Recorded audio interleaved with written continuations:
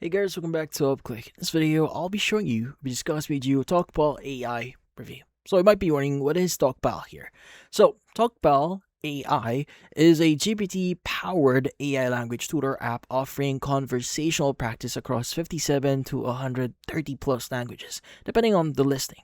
Now, it's built around real-time voice and text-based conversation with an AI that simulates real-life interactions. Now, rather than a traditional curriculum-based lesson structure, features include personalized feedback on pronunciation and grammar, role-play scenarios like job interviews or travel situations, debate style practice, conversations with historical figure personas, and photo-based conversation prompts, where a user can send a picture for the AI to build a discussion around. Now, how to exactly use this? Well, in this case, you just need to download the app, so it's available on iOS, Android, even the web here, and you want to go to the initial onboarding, answering your questions about your current proficiency in the target language and specific learning goals here. So if you do have some goals.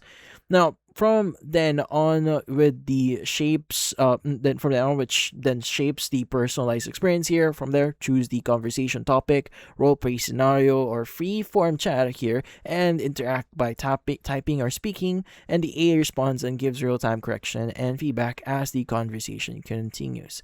Now, for the pricing itself, well, the app is free to download with a free tier here with limited 10 minutes of use per day. Now, the premium planning removes that daily cap and unlocks full features. Now, listed at around $14.99 per month for a single month, or a lower effective monthly rate, commonly cited at around $6 to $13 a month. Now, when prepaying for longer 3, 12, or 24-month terms here, and some listing note around 14-day trial period rather than an ongoing free tier. So checking the specific terms shown at the sign up is worth doing so. Yeah, and the subscription can be canceled anytime, taking effect at the end of the current billing period, according to them.